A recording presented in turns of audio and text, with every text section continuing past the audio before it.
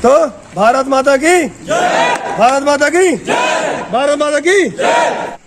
जय हिंद दोस्तों। मैं अभ्यर्थियों के लिए जो सेना में दौड़ निकाल चुके हैं, मेडिकल पास हो चुके हैं और जिनका रिटर्न होना बाकी है, बहुत सारे लड़के अभी भी जाल में फंस चुके हैं। जाल का मतलब समझाता हूँ कि जब आप दौड़े होंगे, आपके पास कुछ लोग आए होंगे कि मैं आपको मेडिकल पास करा दूंगा, मैं आपको रिटर्न पास करा दूंगा।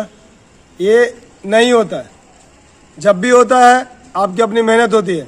अगर मेडिकल पास कराने वाला अगर कोई आदमी बोलता है कि हम मेडिकल पास करा देंगे, तो मैं पूछूंगा दो चीज़, क्या कलर ब्लाइंड आप पास करा सकते हैं? आप ये जो है क्या नाम है जिसका कान में छेदा है, कान में छेदा समझते हैं? कान में 7 लेयर होता है पर्दे का। कितना लेयर होता है? 7 लेयर। उसमें से हम कान खोदते हैं ऐसे, तब क्या होता है कि हमारे कान का परत निकल जाता है, जो हमको लगता है कि कान का मैल है। इस बात का ध्यान रखिएगा। कान के अंदर 7 लेयर होता है और उसी में बचपन में कोई जो ऐसे डालते हैं कान का बहना।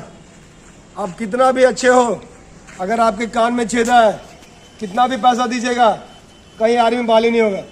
अगर कोई बोलता है आपसे, ये झूठ बोलता है। यहाँ तक क्लियर हो सबको? अगर आर्मी में जाना है आप लोग को, तो कभी भी अपने पर भरोसा रखिए। अब रही बात रिटर्न का, रिटर्न के बारे में खास बात बताता हूँ आप लोग को कि कभी पहले होता होगा, लेकिन जब से बहुत सारे केसेस आए, सब लोग पकड़ाया, लड़का पकड़ाया, दलाल लोग पकड़ाया, तब से क्या किया गया है, आर्मी का नया रूल बता देता हूँ आप लोग को। जो ऑफिसर एग्जाम लेता है, क्या लेता है? जो ऑफिसर वहाँ का इंचार्ज हो, जो एग्जाम लेगा, उसके ईमेल आईडी में जब आप बैठ जाते हैं ग्राउंड में, अंदर एंट्री कर जाते हैं, तब क्वेश्चन पेपर आता है। तो अगर कोई बोलता है आपको कि आपको रात में हम क्वेश्चन पेपर हटा देंगे, पढ़ा देंगे, बकवास है ये, बिल्कुल नहीं होता है। और अगर कोई ऐसी बात बोल रहा है आपसे, तो आपको ठग रहा है वो।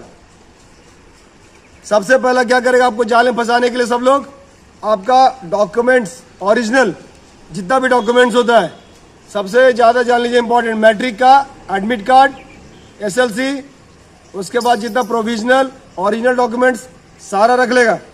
अगर वो रख रहा है तो समझिए आपके साथ धोखा हो रहा है। ये बात ध्यान रखिएगा सब लोग, आपके साथ धोखा हो रहा है। बहुत सारे लड़के आप देखेंगे, जाते होंगे, बहुत सारे आदमी इकट्ठा हो जाते हैं, लेकिन सभी लोग परीक्षा में पास नहीं हो पाते। क्यों नहीं हो पाते? सबने अपना डॉक्यूमेंट जमा कर दिया होगा उस आदमी के पास, तो सब क्यों नहीं पास हो गए? पास उसमें से 10 आदमी हुआ अगर 100 में से, तो अपने बलबूते पे जमा होगा, अपने बलबूते पे मेरिट बनाता है वो, ना कि किसी के जुगाड़ से। तो इसलिए आज मैं आपके सामने ये सारी बातें बता दिया हूँ। अब हमारे पास एक लड़का ऐसा है जो इस प्रक्रिया से, इस जाल में फंस के बाहर आ चुका है। हमारे बीच है कुंदन कुमार। कुंदन कुमार के लिए जोरदार तालियां।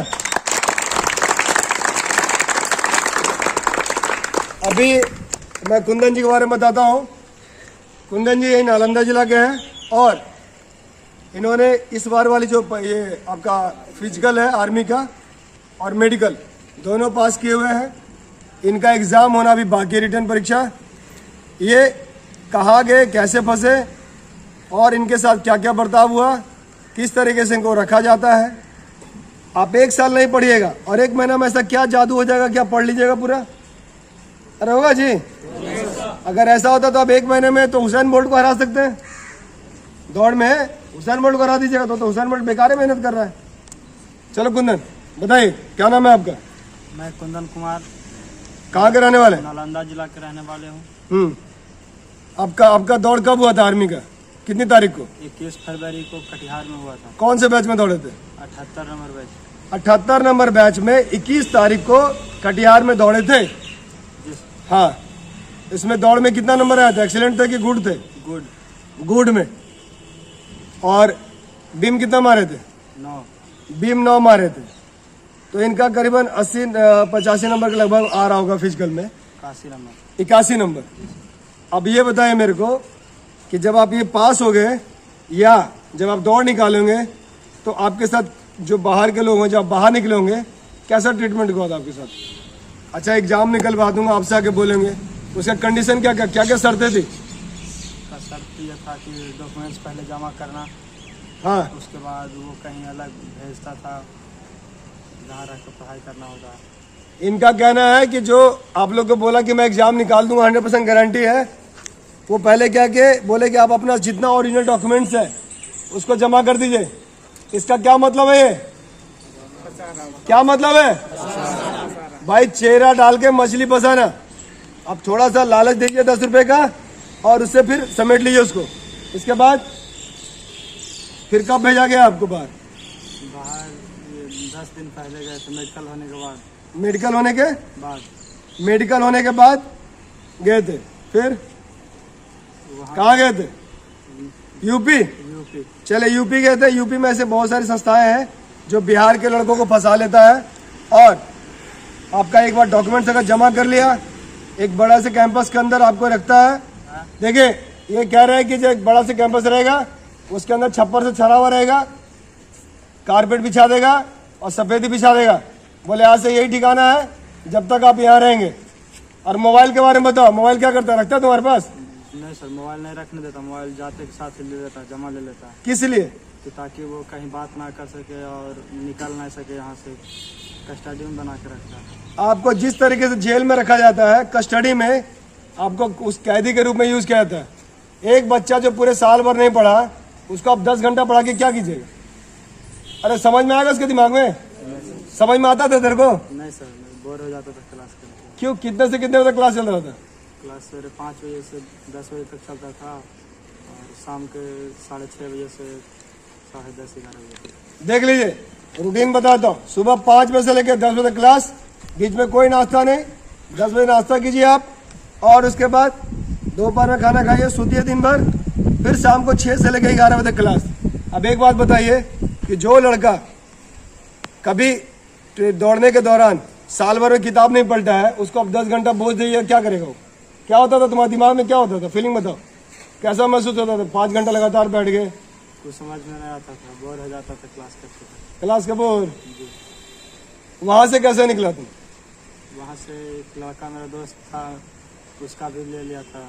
क्या चीज ले लिया था उसको? डॉक्यूमेंट्स जमा ले लिया था। उसको फिर क्या दिक्कत हो? मेडिकल पास हो गया वो? मेडिकल करवाने के लिए लिया था, उसका मेडिकल नहीं हुआ। क्यों नहीं? क्या चीज दिक्कत था उसको? तो दिक्कत था, अंगुली कटा हुआ था। एक चीज ध्यान रखिएगा, ये जो उंगली है, ये उंगली अगर उंगली कटा हुआ है आपका, अगर आपका उंगली कटा हुआ है नहीं होगा सिलेक्शन। अगर ये जो नाखून है, ये हिस्सा बचपन में कट जाता है गांव देहात में बहुत लड़कों का, बिल्कुल सिलेक्शन नहीं होगा। अगर कोई बोल रहा है तो आपको धोखा दे रहा है। हुआ आपका दोस्त का? नहीं हुआ। नहीं हुआ ना? उसका डॉक्यूमेंट्स रखने हाँ। उसका डॉक्यूमेंट्स रख ले था वहाँ। अच्छा, वो गया डॉक्यूमेंट्स लाने, तो उसी का मोबाइल से बात करके हम वहाँ से निकल गए। बताइए आपको क्या करता है? जिस तरीके से ये ट्रैफिकिंग समझते हो, ट्रैफिक समझते हो, मैन ट्रैफिकिंग, आदमी को उठा के कहीं ले जा करके बंधुआ मजदूर बना लेना, उस प्रकार से घटनाएं घट रही है। आज भी गांव देहात का लड़का जिसको कभी बिहार शरीफ से पटना नहीं गया होगा, वो लड़का को एकदम साथ में ग्रुप बना करके और भेज देना। भेज देने के बाद क्या होता है, आपका मोबाइल जब्त कर लेगा। जैसे विदेश में लोग जाते हैं कमाने के लिए, तो क्या करता होगा कंपनी? आपका पासपोर्ट और वीजा जब्त कर लेता है। इसी प्रकार से जो यहाँ का जो इस तरीके से लोग आदमी काम करते हैं, वो आपका डॉक्यूमेंट्स और मोबाइल दोनों जमा कर लेगा, ताकि अंदर क्या हो रहा है आपके साथ वो बाहर ना बता पाए। इसी का ध्यान देना। और क्या हुआ? तो जो तुम्हारा दोस्त गया उसके मोबाइल से तुम क्या किया? उसको मोबाइल से घर बात किए, फिर यहाँ का जो दलाल हमको ले गया था उससे बात किए पापा, तो फिर दलाल बोला तो छोड़ देने के लिए, तो फिर आए यहाँ। बताइए, एक बेटा को अपने पिता से मतलब फोन करना पड़ रहा है कि पापा मैं बहुत तकलीफ में हूँ, मेरे को ऐसे निकालिए। अब निकालेगा कौन? जो दलाल आपको यहाँ से लेके गया है।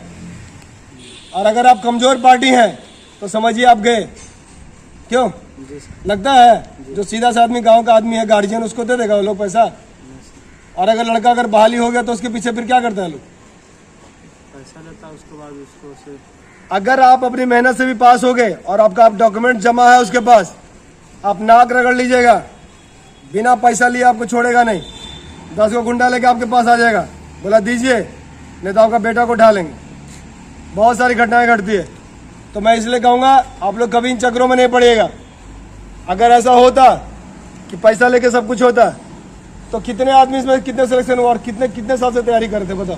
तो बहुत सारे लोग क्या किए थे, बहुत सारे लोग 2-3 साल से थे और बहुत से लोग 1-2 बार डॉक्यूमेंट्स बनाए थे, उसका नहीं हुआ तो फिर से डॉक्यूमेंट्स बना जा रहे थे उसमें।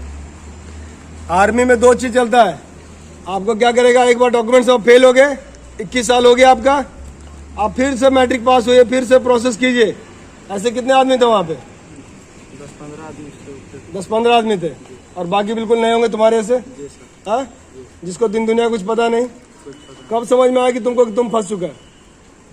वहाँ गए, उसके बाद 1 दिन रहे, उसके बाद पता चला। 1 दिन के बाद ही पता चल गया। जी सर। चलिए, ये बहुत लकी आदमी है कि टाइम से निकल गया। इनके लिए जोरदार तालियां। भी आपको बता देता एक खास बात, बहुत सारे लड़के जो आप ही के बीच में जो आर्मी की तैयारी करते थे लेकिन आर्मी में सिलेक्शन नहीं हो पाए, उन्होंने क्या किया है, आजकल वो एक इन लड़कों को उठाने का काम करते हैं। झूठ मूठ के दौड़ेंगे, देखेंगे जो पास हो गया उसको उठा लेंगे और उसको भेजेंगे, उसके बदले में कमीशन लेते हैं, कमीशन एजेंट के रूप में काम करते हैं। और हम जैसी संस्था जो फीस लेता है, बोले गरीबों को लूटता है, तो गरीबों को लूटता है 6,000 में लूटता है या 12,000 लूटता है या कि 5 लाख में लूटता है? हाँ? अरे इस संस्था में कभी कोई लड़का जो बहाल हुआ आर्मी का, जो फीस दिया 12,000 या 10,000 जो भी दिया, उसके अलावा कोई पैसा दिया है? तो फिर गरीबों का तो गरीबी दूर यहीं से ना होगा जी। हाँ, यहाँ पर आया तो इसके अनुसार कैसे चला तैयारी तुम्हारा? बढ़िया चला। कोई प्रेशर तुम पे ज्यादा? हाँ, पबजी भी खेल ही लेता धीरे धीरे। हाँ? देखिए, कभी भी प्रेशर में दिमाग नहीं काम करता है, ये बात ध्यान रखिएगा। प्रेशर जो नया बच्चा है 17-18 साल का, वो प्रेशर नहीं झेल पाता है, इसलिए धीरे धीरे इसको हम पढ़ाते हैं। 2 घंटा पढ़ाए, फिर ब्रेक दिए, फिर 2 घंटा पढ़ाए, फिर ब्रेक दिए। इस प्रकार से इसके साथ हो रहा है। इसमें कोई दिक्कत? जो तैयारी चल रहा है, क्या हिसाब लगता है कि उम्मीद है कि होगा कि नहीं होगा? जी सर। हो जाए ना? उम्मीद है? तो दोस्तों, मैं यही बात में बोलना चाहूंगा, जोरदार ताली इसके लिए।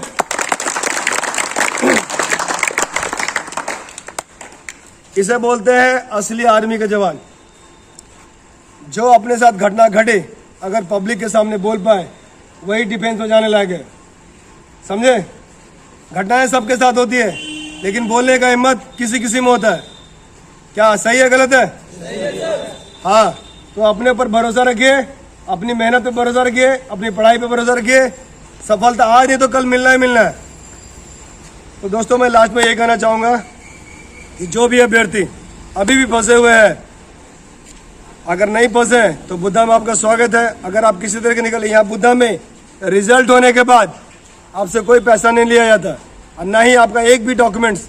आपने यहाँ पे कोई डॉक्यूमेंट जमा किया है? नहीं सर। नहीं ना? डॉक्यूमेंट्स कहाँ है आपका? घर पे। आपके घर पे। हाँ, इनका जितना भी डॉक्यूमेंट तैयार रखा था, हम बोले भाई अपना घर ले जा, मेरे को जरूरत नहीं है इसका। समझ में आ गया सबको? तो अपने छोटे भाई बहन या आसपास में आप लोग यही बताएंगे कि आर्मी में सिलेक्शन आज भी अपने बलबूते पे होता है। आप अपने बलबूते पर हुए, आपसे पैसा ले लेगा।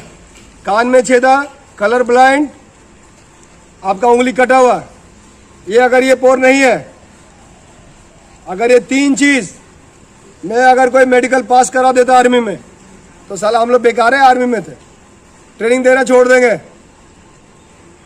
इतना तो समझ में आ गया? किसी को डाउट? और खासकर पढ़ना जरूरी है दोस्तों, नहीं पढ़िएगा बर्बाद हो जाइएगा। तो सभी लोग एक बार मन में डिसाइड कर लीजिए कि अपने बलबूते पे हमको नौकरी करना है, खासकर आर्मी पर्सनल जितने भी हैं। ठीक है दोस्तों, मैं एक ही चीज़ बताना चाहता हूँ कि जैसे मैं 18 साल 3 महीने में ज्वाइन किया था सीआरपीएफ को, उससे पहले मेरा आर्मी के एसकेटी क्लर्क में भी ज्वाइनिंग आया था, सीआईएसएफ में आया था, तीनों एक साथ आया था। बट सबसे पहले ज्वाइनिंग सीआरपीएफ का आया था, 1 हफ्ते में दे दिया था और हम लोग कश्मीर भेज दिया गया था ट्रेनिंग के लिए। तो जो आदमी अगर जुगाड़ में रहता तो क्या 3 ज्वाइनिंग आएगा उसका? और हम लोग सिपाही में बहाल हुए थे आर्मी, ये सीआरपीएफ में। लेकिन वहाँ जाने के बाद अगर आपके पास टैलेंट है, एजुकेशन है, आपको डिपार्टमेंट एग्जाम देने का मौका मिलता है और आप वहाँ से प्रमोशन ले सकते हैं।